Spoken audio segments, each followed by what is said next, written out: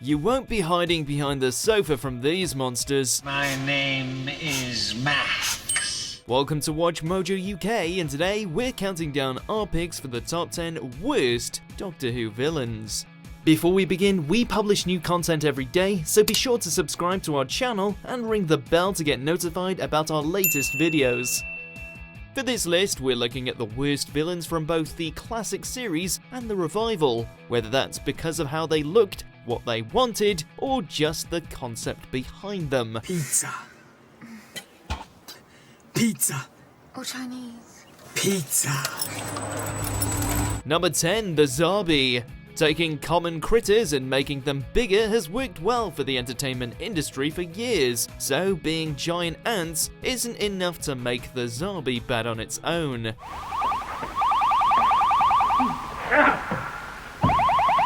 The real problem was the execution and how closely they stuck to the ants you find in your garden. True to form, these human-sized bugs communicated with one another by shrieking, dancing, and rubbing their legs together, incapable of intelligent thought.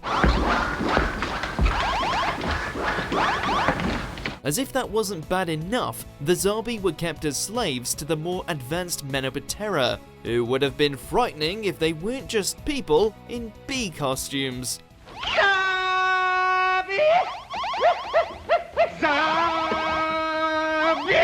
Number 9, Vogue. Allow me to introduce myself. I am the Great Vogue. There have been a few alien collectors on Doctor Who, always desperate to add the most exotic creatures to their lineup, but perhaps none as bad as Vogue.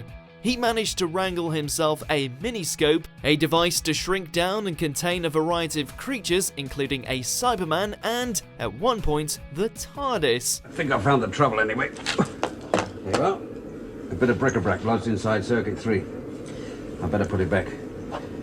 Might spoil the illusion. But while all this is bad, Vogue's biggest crime was a crime against fashion, as he boasted one of the silliest costumes of any character in the whole of Who canon, including the 6th Doctor. Vogue was definitely from another planet. I should have stayed with the All-Star Dance Company. That third-rate bunch of hoofers.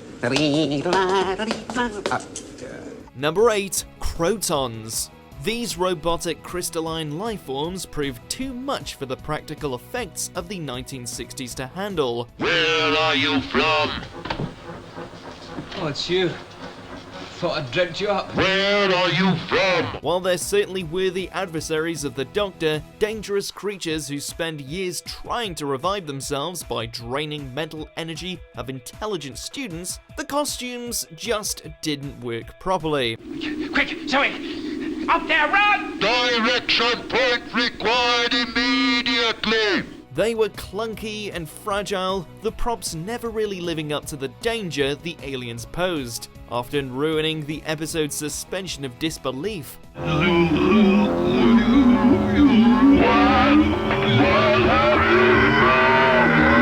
But it wasn't all bad. The Crotons inspired the creation of the Xylox much later, and the helpful AI-turned-monster Mr. Smith was a great character. No, there must be some mistake. I don't make mistakes. That is a human trait. Number 7, Mirka.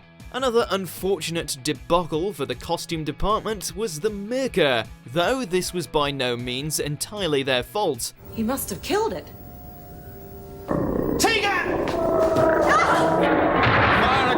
In fact, production for Warriors of the Deep was plagued with problems, namely a snap election causing a sudden demand for studio space, slashing the time they had to finish filming.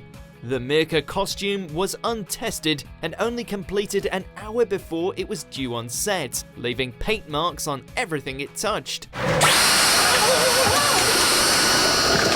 The puppeteers didn't have time to practice, and most of the actors weren't able to rehearse, leading to an infamous serial that was hardly fit for broadcast. Braveheart, Tegan. Braveheart! That thing's gonna kill us! Open it! Number 6, Akaten. This episode started off on a high with the exploration of an incredibly alien marketplace at a space festival, but quickly descended into ridiculousness. Doctor?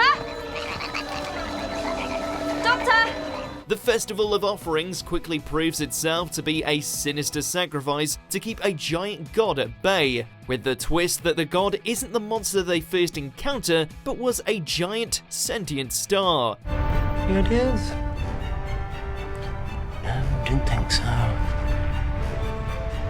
Righty-ho then. The Doctor does what he does best and monologues at the CGI orb for a while, which has a big angry face animated on its surface, until Clara steps in to save the day by giving Agaton a leaf she's kept for her entire life. Well, come on then. Eat up. The magical leaf, of course, makes Agaton implode.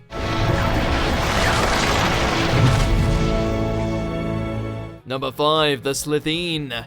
The 2005 reboot arrived with a bang, with a whole series of strong episodes. We are the Slitheen. The first two-parter was responsible for introducing the Slitheen, who took control of Downing Street and planned to destroy the Earth for profit. But the catch was that when they wore their human skin suits, they fart a lot. That makes you acting Prime Minister, with immediate effect. Oh, Lord. Oh, hold on. While juvenile, this gag was funny enough for one story, but the Slitheen weren't relegated to one story. Blonfell Fudge later returned, but the Slitheen became a recurring foe for Sarah Jane, and they showed up so often that they quickly became boring and overdone. Slitheen! Number 4, Giant Rats. One of the only historical episodes of Tom Baker's entire tenure, The Talons of Feng Xiang, sees the 4th Doctor and Leela head to Victorian London for a Sherlock Holmes-style mystery. While when you get down to it the plot definitely holds up, it's steeped in controversies like Chinese stereotypes and the main villain being a white actor in yellowface. It gets worse though. Antagonist Magnus Greel created an army of giant mutant rats to guard his laboratory deep in London sewers. London may be overrun with large rats, but the special effects of these particular rodents left much to be desired. Number 3, Remnants. One of the biggest criticisms levied at Jodie Whittaker's first series helming the TARDIS was that many of the villains were weak. This was most evident in the second episode, when the crew found themselves besieged by killer rags from outer space.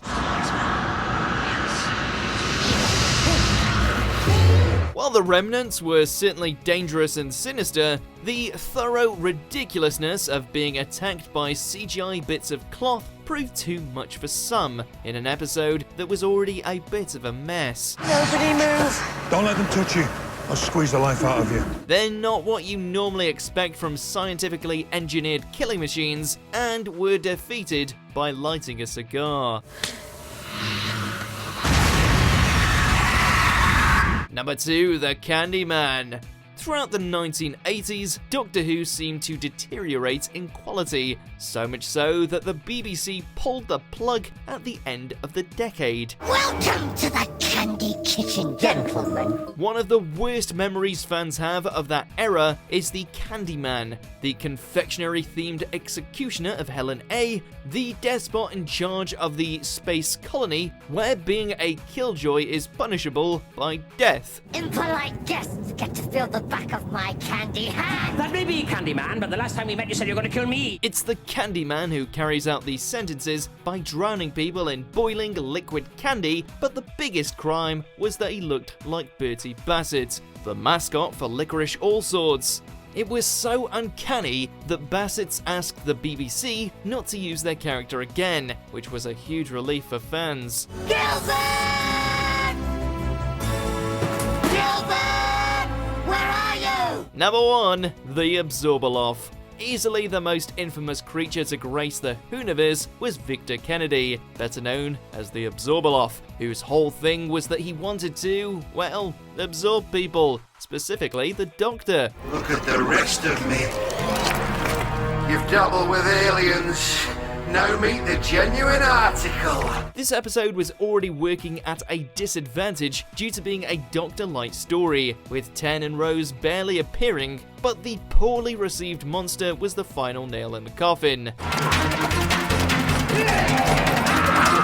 The creation of a Blue Peter competition winner, 9-year-old William Grantham, the Absorber LOF has been widely derided despite being played by comedian Peter Kay. Grantham himself has since spoken out and maintains that the episode doesn't deserve its negative reception.